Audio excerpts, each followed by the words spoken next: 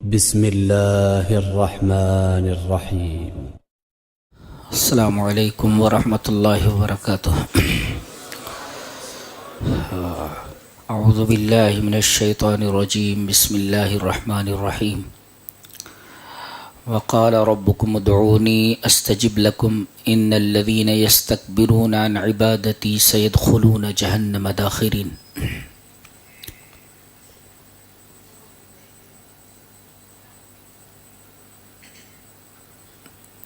بندوں کے اوپر اللہ تبارک و تعالی نے بہت ساری عبادات فرض کی ہیں.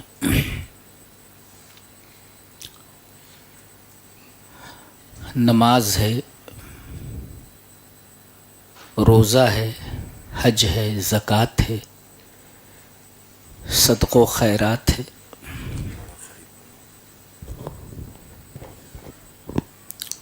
لیکن ان تمام عبادات کی روح اور اس کا جو سول ہے، جانتے ہیں وہ کون سی عبادت ہے؟ اس آیت کریمہ میں اسی عبادت کی طرف اشارہ کیا گیا ہے. وہ عبادت دعا ہے. اس سے بڑی عبادت کوئی نہیں.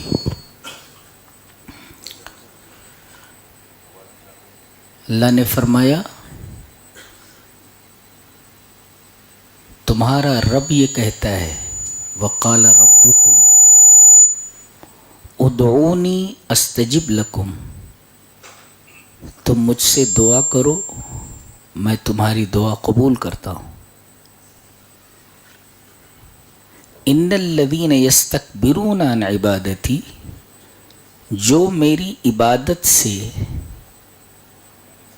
تکبر کرتے ہیں.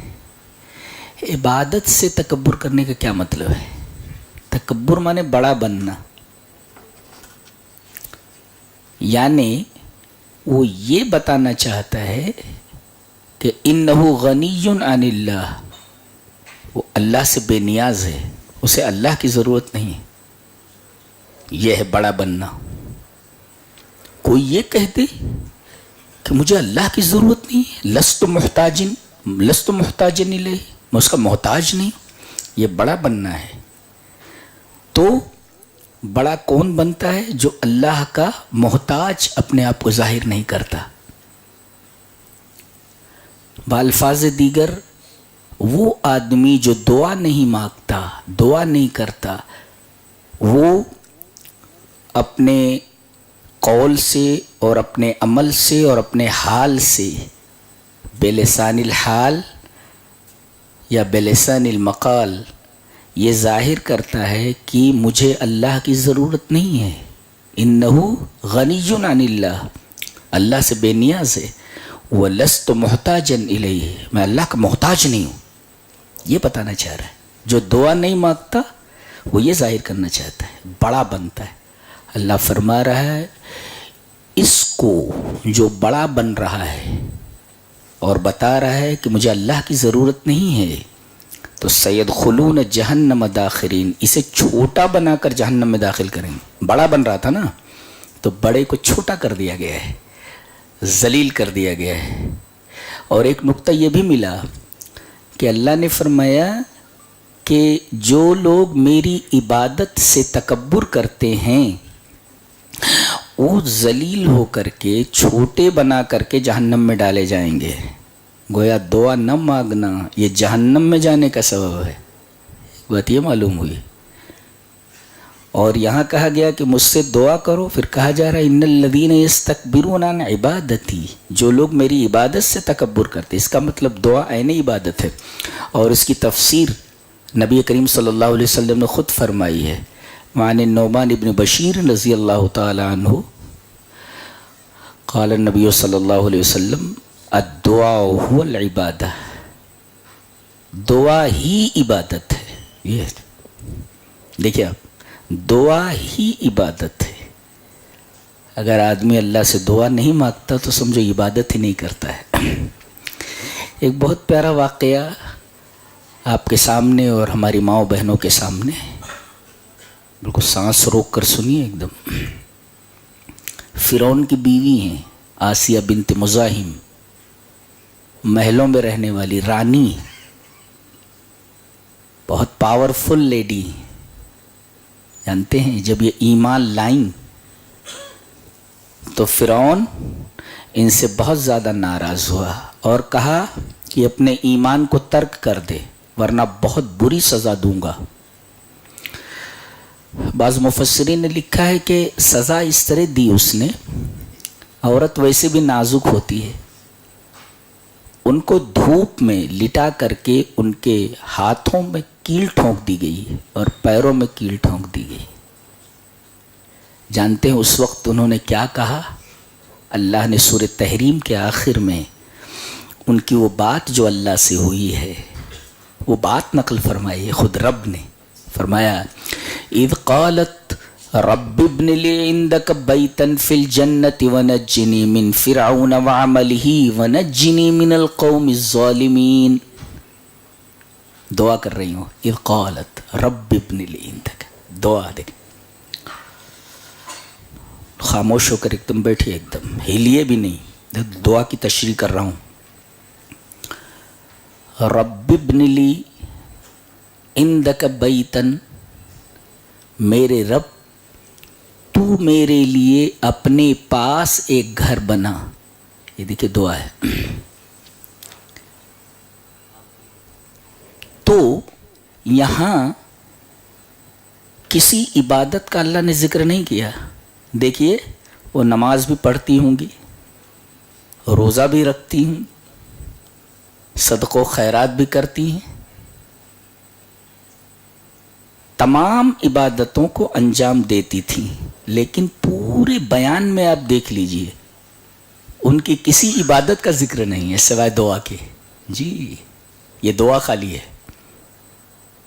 نماز کا ذکر نہیں کیا گیا، صدقے کا ذکر نہیں کیا گیا، روزے کا ذکر نہیں کیا گیا.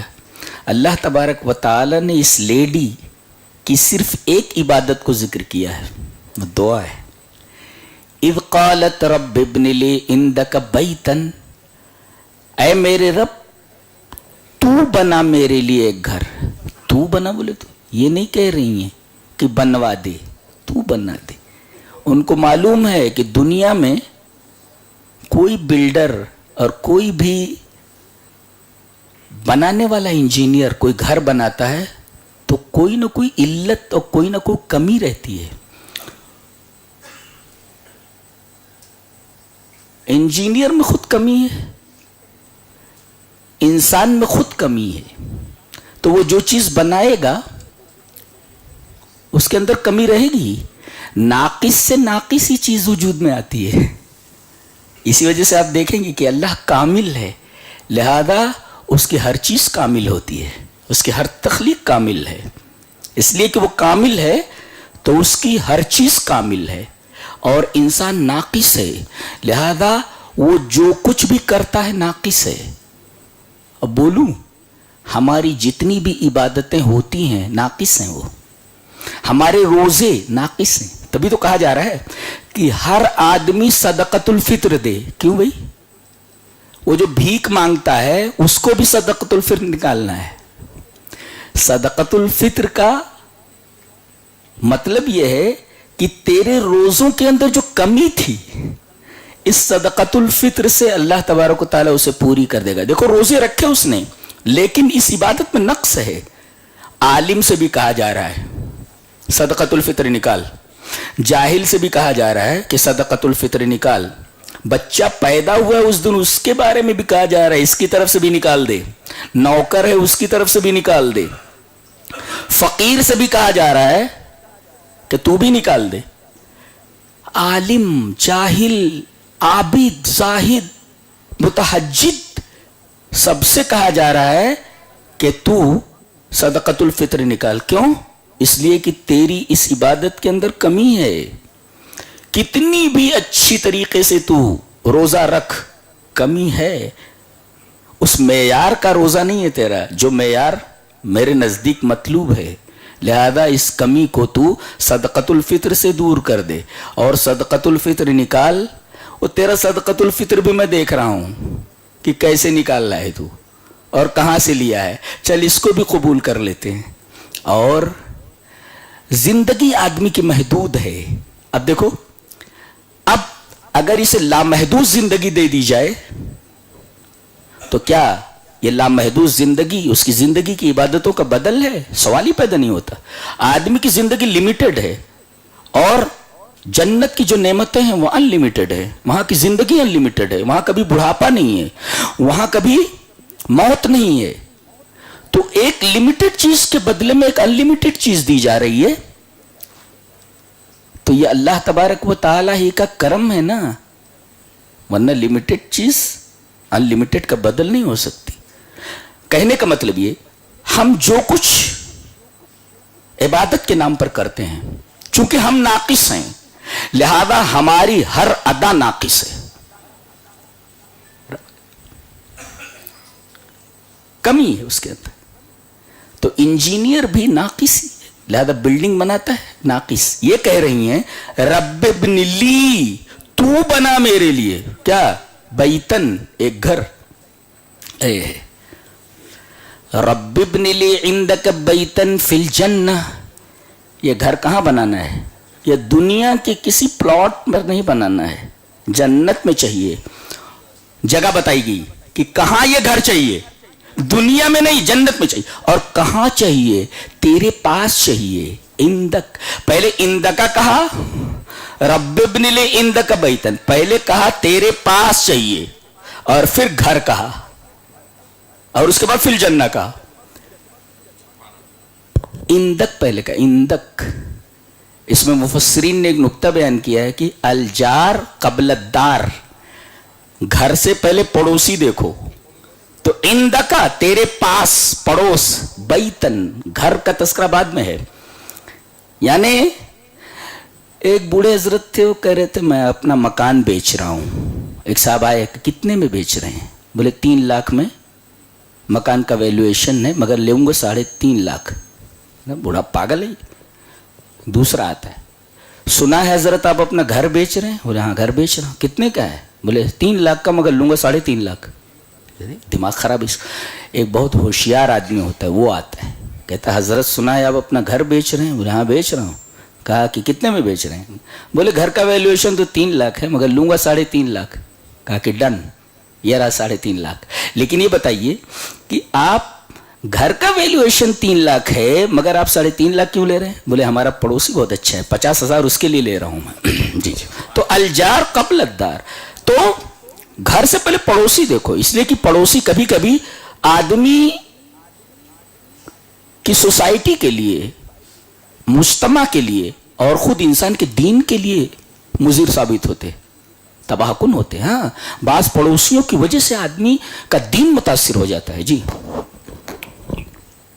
بولوں، ممکن ہے آج تاقرات میں لیلۃ القدر ہو. نبی کریم صلی اللہ علیہ وسلم نے 5 تاقراتیں تلاش کرنے کے لیے کہا، لیکن آپ کو بتا دیا گیا تھا کہ ایگزیکٹ کون سی رات ہے، یہ بتا دیا گیا تھا آپ کو. اور آپ کو بتانے کے لیے نکلے تھے، جبرائیل کے ذریعے آپ کو بتا دیا گیا کہ ایگزیکٹ 5 تاقراتوں میں سے یہ آخری عشرے میں جو 5 تاقراتیں ہیں، ان میں کون سی رات میں ایگزیکٹ لیلۃ القدر ہے، وہ لیلۃ القدر وہ بتانے کے لیے نکلے تھے. دیکھا کہ 2 مسلمان جھگڑا کر رہے ہیں، بس آپ کے ذہن سے لیلۃ القدر کی تعین اٹھا لی گئی. اب آپ پریشان ہیں، کیا بولوں میں، کون سی رات بولوں میں؟ آپ کے ذہن سے لیلۃ القدر کی تعین نکال دی گئی. اب دیکھیے، ایک رات جاگ لیتے تھے، بڑی آسانی تھی، لیکن 2 آدمیوں کے جھگڑے کی وجہ سے اس کا اثر دین کے اوپر پڑا کہ نبی کریم صلی اللہ علیہ وسلم کے ذہن سے لیلۃ القدر کی تعین نکال دی گئی. دیکھ رہے ہیں آپ؟ تو پڑوسی اگر خراب ہے، نیک نہیں ہے، تو پھر آپ کے دین کے لیے مضر ثابت ہو سکتے ہیں. آپ نے سورہ کہف کی تفسیر سنی ہوگی. سورہ کہف میں ہے کہ حضرت خضر نے ایک بچے کی گردن مروڑ دی تھی، مار دیا تھا اس کو. جانتے ہیں کیوں؟ اس کی وجہ حضرت خضر نے بتائی کہ اس کے ماں باپ مومن نے، فکان ابواہ مؤمنین، اس کے ماں باپ مومن ہے، فخشینا ان یرہقہما طغیانا وکفرا، کہیں ایسا نہ ہو، ڈر ہے کہ یہ اپنے ماں باپ کے ایمان و عمل کے لیے خطرہ نہ بن جائے. देखिए बेटा ये सबसे बड़ा पड़ोसी होता है जी, तो सबसे ज्यादा करीब होता है। ये अगर खतरा बन जाए ईमान के लिए तो हजरत खज़िर ने कहा कि ईमान के लिए बच्चे को कुर्बान किया जा सकता है लेकिन ईमान नहीं जी। ये इतनी कीमती शय है ईमान जो हमें फ्री में मिल गई है।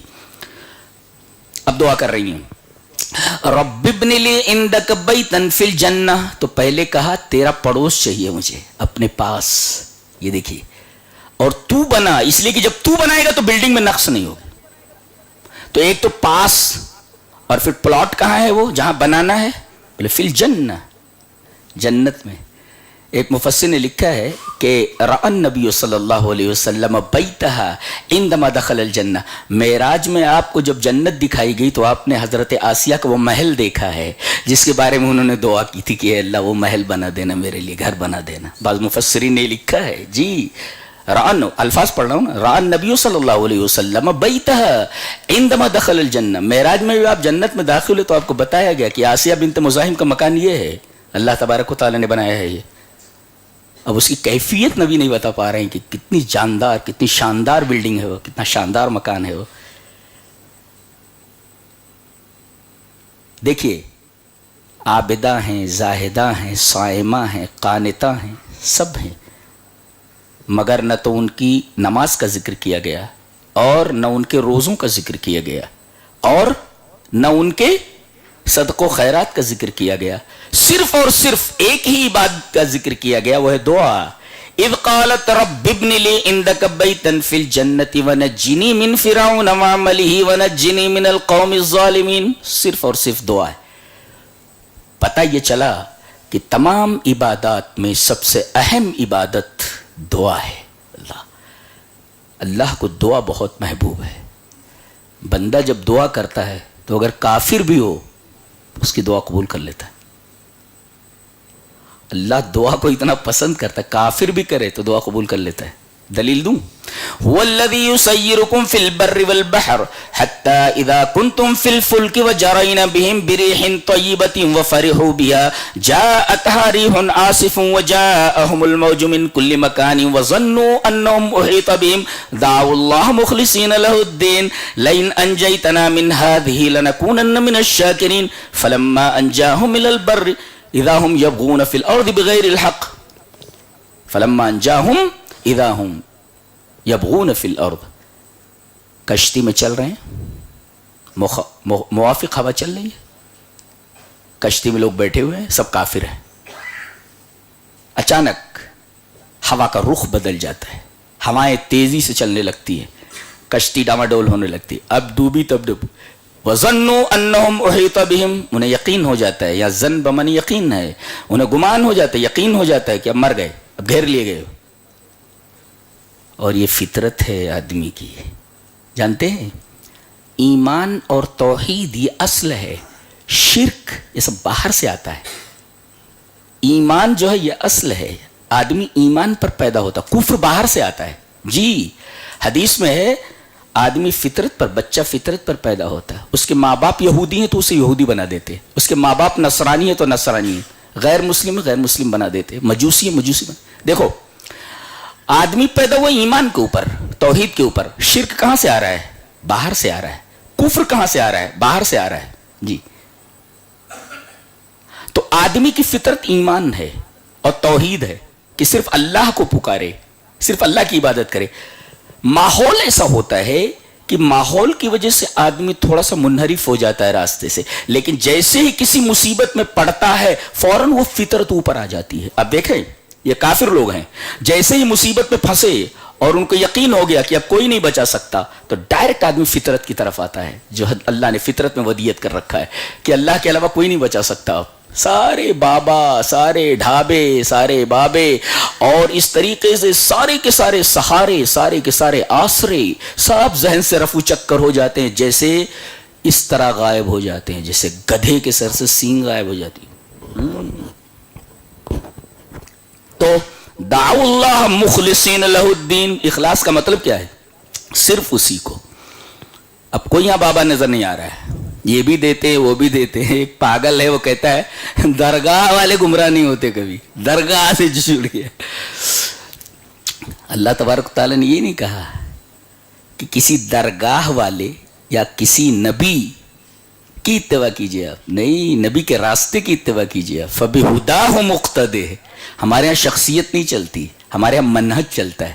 العبرۃ بالمنہج لا بالاشخاص. ہمارے یہاں منہج، راستہ کون سا ہے وہ راستہ ہمیں دیکھنا ہے، ہمیں شخصیت نہیں دیکھنی ہے. جی راستہ بتا دیا گیا. فَبِهُدَاهُ مُقْتَدِهْ. 18 پیغمبروں کا ذکر کیا گیا اور اس کے بعد کہا گیا فَبِهُدَاهُ مُقْتَدِهْ. نبی کو کہا جا رہا ہے کن کی اقتدا کیجئے؟ ابراہیم کی نہیں، ابراہیم کی ہدایت کی اقتدا کیجئے. فَبِهُدَاهُ مُقْتَدِهْ. یہ جو 18 پیغمبر ہیں ان کی ہدایت کی اقتدا کیجئے. ایک مفسر تفسیرہ کرتا ہے العبرۃ بالمنہج لا بالاشخاص. اعتبار منہج کا ہے، شخصیت کا نہیں.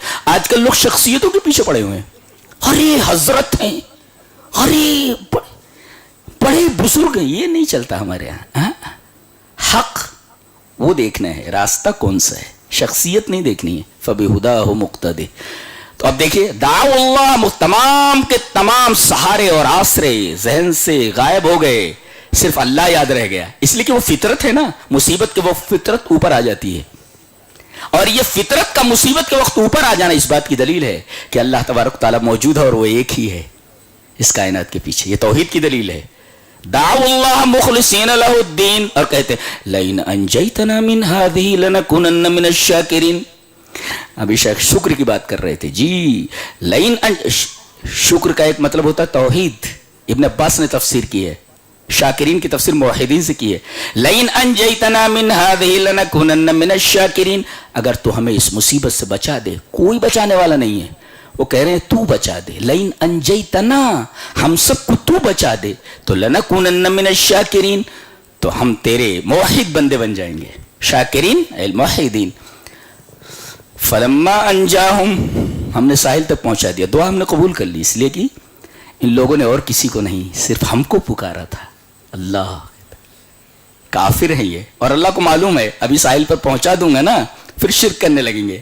اس کے باوجود اللہ ان کی دعا کو قبول کر لیتا ہے اور انہیں بچا لیتا ہے. لئن انجیتنا من هذه لنکونن من الشاکرین فلما انجاہم اذا هم یبغون فی الارض بغیر الحق. یہ جیسے ساحل پر پہنچتے ہیں پھر وہی رفتار بے ڈھنگی جو پہلے تھی وہ اب بھی ہے، اسی راستے پر پھر آ جاتے ہیں. اللہ کو معلوم ہے ساحل پر پہنچا دوں گا پھر یہ اپنی روش پر آ جائیں گے، لیکن یہ جاننے کے باوجود بھی ان کی دعا کو اس وقت سنتا ہے اور قبول کرتا ہے اور ان کی جان بچا لیتا ہے. دیکھیے کافر کی دعا کو سنتا ہے. جی یہ دعا کا پاور ہے، بہت طاقتور چیز ہے دعا.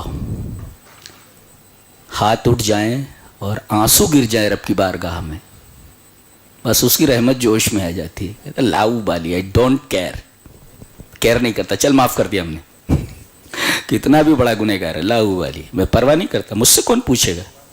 رب سے کون سوال کرنے والا ہے؟ کس کی مجال؟ غلام آقا سے سوال کر سکے؟ نوکر مالک سے سوال جواب کر سکے؟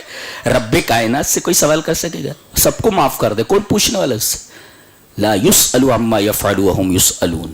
جی تو وقال ربكم ادعوني استجب لكم. اچھا ایک نکتہ اور کہ دعا کی قبولیت کا ایک وقت ہوتا ہے. قبول تو ہر وقت کرتا ہے، لیکن کچھ خاص اوقات ایسے ہوتے ہیں کہ جلدی سے دعا قبول ہو جاتی ہے اور دعا کی قبولیت کا یقین ہو جاتا ہے. جانتے ہیں کب کب؟ زمانہ رمضان، حالت سجدہ، حالت سجدہ، وقت رمضان. دیکھیے رمضان کے فضائل و مسائل کا بیان ہے. یا ایھا الذین آمنوا کتب علیکم الصیام، بیچ میں دعا ہے.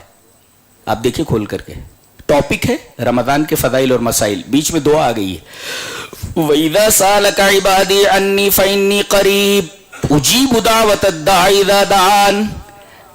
میرے حبیب جب میرے بندے میرے بارے میں تجھ سے پوچھیں تو کہہ دینا میں قریب ہوں. بس قریب ہوں. کس کے؟ یہ بھی نہیں کہا کہ تجھ سے قریب ہوں، میں اپنے بندوں سے. قریب کہہ کر کے معاملہ چھوڑ دیا گیا. یعنی میں تیرے قریب ہوں، میں تیری دعا کے قریب ہوں، میں تیرے آنسوؤں کے قریب ہوں، میں تیری سسکیوں کے قریب ہوں. میں سنتا ہوں.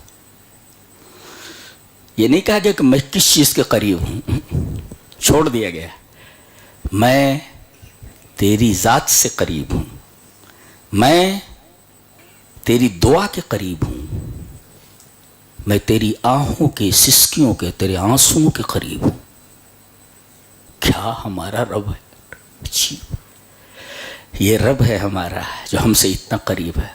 اب جب اتنا قریب ہو تو پھر وسیلے کی کیا ضرورت ہے؟ اب دعا جب عبادت ہے تو عبادت میں وسیلہ تھوڑی ہوتا ہے. پوری نماز آپ دیکھ لیجئے، عبادت ہے، کسی کا وسیلہ ہے بیچ میں؟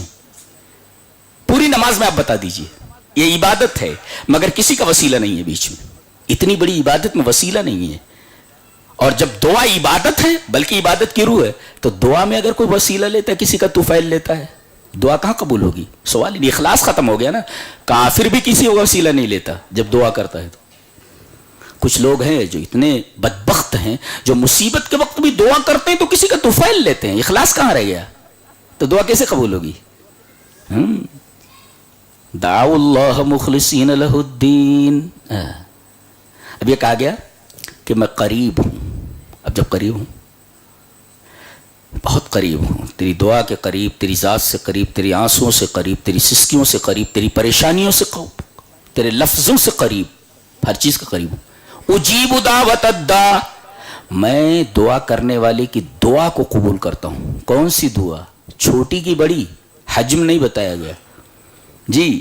چھوٹی بھی مانگ، بڑی بھی مانگ. کون سی دعا مانگتا ہے؟ حجم نہیں ہم نے بتایا. دعا ہے. میں قریب ہوں، کس کے قریب ہوں؟ چھوڑ دیا گیا سب چیزوں کا. اور کون سی دعا؟ چھوٹی کی بڑی ہے، کوئی قید نہیں ہے. کہو کتنی بڑی دعا مانگنا ہے وہ مانگ، اور کس نوعیت کی دعا مانگنی ہے وہ بھی مانگ. کیا چاہیے وہ بھی مانگ لے. بڑی اور چھوٹی بھی مت دیکھ، اور یہ بھی مت دیکھ یہ مانگوں گا تو نہیں ملے گا. ہمارے خزائن ہیں،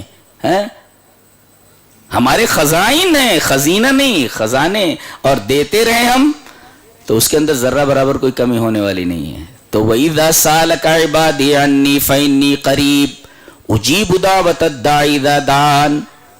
میں دعا کرنے والے کی دعا کو قبول کرتا ہوں. اور دعا کرنے کا زمانہ سب سے بہترین، قبولیت کا سب سے بہترین زمانہ رمضان ہے. تو دعا کریں. اچھا، سب سے بہترین حالت کون سی ہے دعا کی کہ جلدی قبول ہو جائے؟ وَاسْجُدْ وَاقْتَرِبْ، سجدہ کرو اور قریب ہو جائے.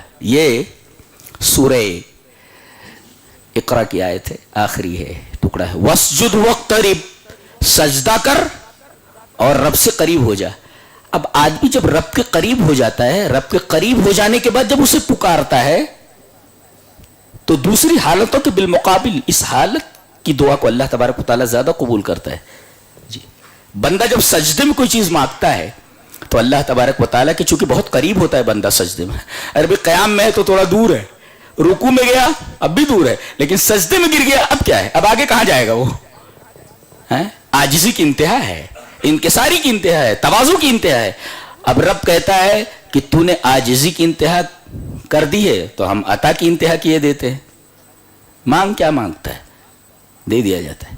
اللہ تو مانگو، اپنے گناہوں کو نہ دیکھو، اللہ تبارک و تعالیٰ کی رحمت کو دیکھو. ویسے کہہ دیا اس نے لا تقنطوا من رحمت اللہ. کتنا بھی گناہ کر کے آئے ہو ہماری رحمت سے مایوس ہونے کی ضرورت نہیں، معاف کر دیتے ہیں.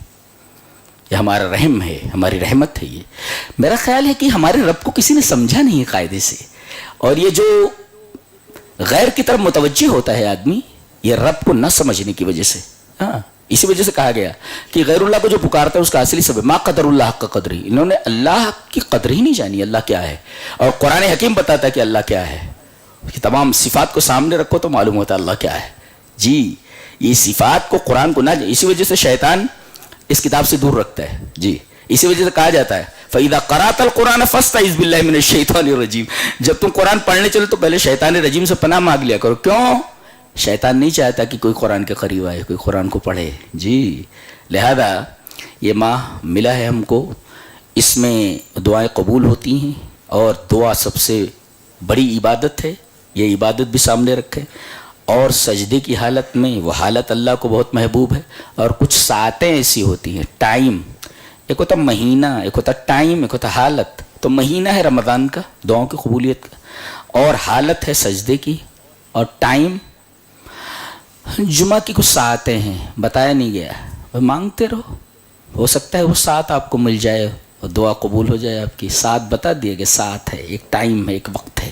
تو گویا کہ ایک وقت بھی ہے، ایک حالت بھی ہے، ایک مہینہ بھی ہے، اور تمام چیزیں ہم کو مہیا ہیں اس وقت. لہذا بڑا بدنصیب وہ ہوگا جو اپنے آپ کو بخشوا نہ سکے یہ مہینہ پانے کے بعد. وہ حدیث موجود ہے جس کو ہم نے جمعہ میں ریفر کیا تھا کہ من ادرکہ رمضان فلم یغفر لہ فعبدہ اللہ. جو آدمی رمضان کا مہینہ پا لے اور اپنی بخشش نہ کرا سکے، اللہ تبارک و تعالیٰ سے معافی مانگ کر کے دعا کر کے اپنے گناہوں کی معافی تلافی نہ کرا لے، فعبدہ اللہ، اللہ کی رحمت سے دور ہو، بہت بدنصیب ہے وہ. اور جبرائیل کہہ رہے ہیں آپ بولیے قل آمین، آپ آمین بولیے. فقلت آمین، نبی فرما رہے ہیں انہوں نے کہا کہ آمین بولو تو میں نے آمین بولا ہے.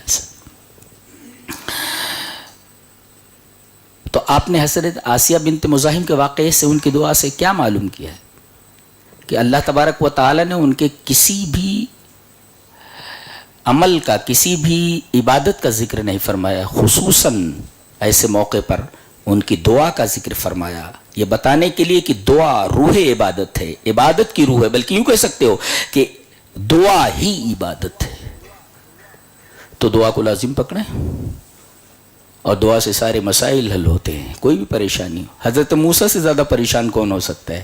بیچارے باہر نکلے ہیں، 7-8 دن کے بعد کپڑے گندے ہو چکے ہیں، اور کہتے ہیں کہ پیر میں جو چپل وغیرہ تھا، جوتا، وہ پھٹ گیا ہے چلتے چلتے پیدل، یہاں تک کہ اب جوتا بھی کام نہیں کر رہا، پھینک دیا انہوں نے اور آگے بڑھ گئے. وہاں دعا کر رہے ہو. فَسَقَىٰ لَهُمَا ثُمَّ تَوَلَّىٰ إِلَى الظِّلِّ فَقَالَ رَبِّ إِنِّي لِمَا أَنزَلْتَ إِلَيَّ مِنْ خَيْرٍ فَقِيرٌ. آدمی جتنا عاجز بنے اللہ کے سامنے، فقیر بنے، فقیر بن جائے آدمی. دیکھو فقیر کیسے مانگتا ہے، کتنا عاجز بن جاتا ہے، اس کی حالت بھی کتنی عاجزانہ ہوتی ہے. وہ بولتا ہے تو کس عاجزی کے انداز میں بولتا ہے، اگرچہ اس کا دل عاجز نہیں ہوتا.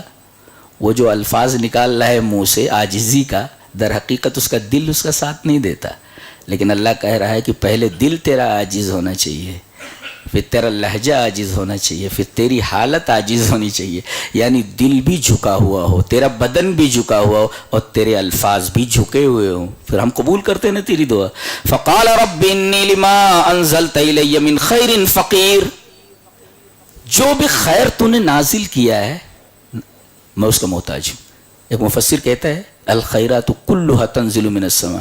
جتنی بھی نیکیاں، جتنی بھی بھلائیاں ہیں، جتنی بھی چیزیں آسمان سے اترتی ہیں، لہذا سب ساری چیزیں آسمان سے اترتی، تو آسمان والے سے مانگو نا. جب ادھر سے اترتی ہیں تو ہم زمین والوں سے مانگ رہے ہیں، جبکہ الخیرات کلها تنزل من السماء، تمام کی تمام خیرات، تمام کی تمام بھلائیاں آسمان سے اترتی ہیں. رب انی لما انزلت الی من خیر فقیر.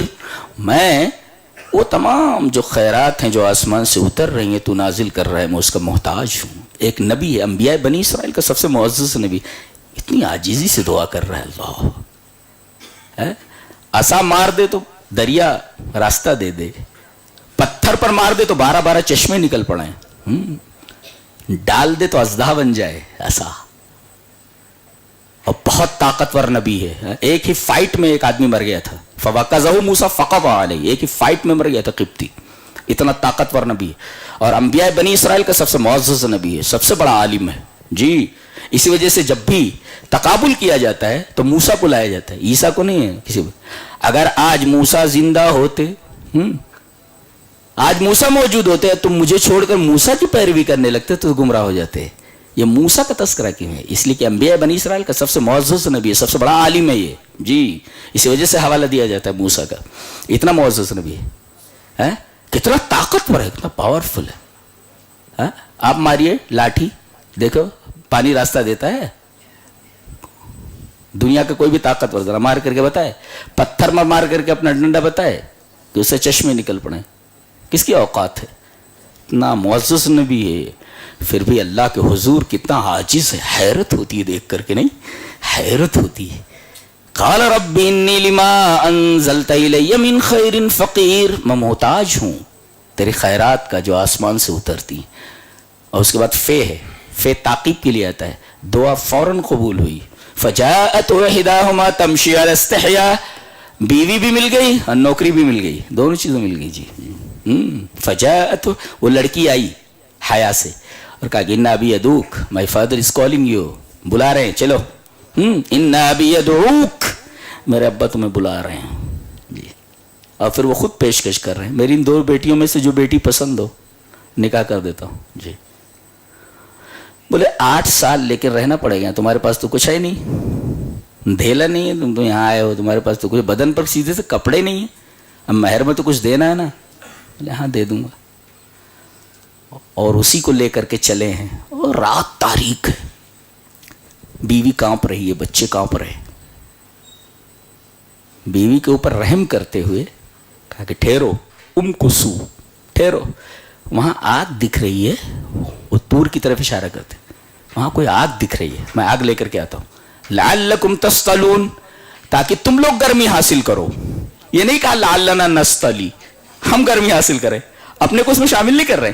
اس کا مطلب یہ ہوتا ہے کہ شوہر کو چاہیے خود تکلیف میں رہے مگر بیوی کو تکلیف نہ ہونے دے, بچے کو تکلیف نہ ہونے دے. وہ لعلنا نستلی نہیں کرے, آگ لے کر آتا ہوں اس لیے نہیں کہ ہم لوگ تاپیں گے, بلکہ وہ کہتے تاکہ تم لوگ تاپو. گویا کہ شوہر کو اپنے سے زیادہ بیوی اور بچوں کی فکر ہونی چاہیے. قرآن حکیم کی تعلیم ہے جی. اب جاتے ہیں اس طرف, یہ وہی بیوی ہے جس کے بارے میں کہہ رہے ٹھہر آگ لاتا ہوں, جس کے لیے ان کو تقریباً 10 سال تک برتن مانجنے پڑے, یہ وہی بیوی ہے جی. 8 حجج, 8 سال تک. فَإِنْ أَتْمَمْتَ عَشْرًا فَمِنْ عِنْدِكَ, اگر 10 سال پوری کر دو تو تمہاری طرف سے ہے. وہاں برتن مانجے انہوں نے, تو کام کیا سب, اور بکریاں چرائیں, کیا کیا نہیں کیا باہر میں.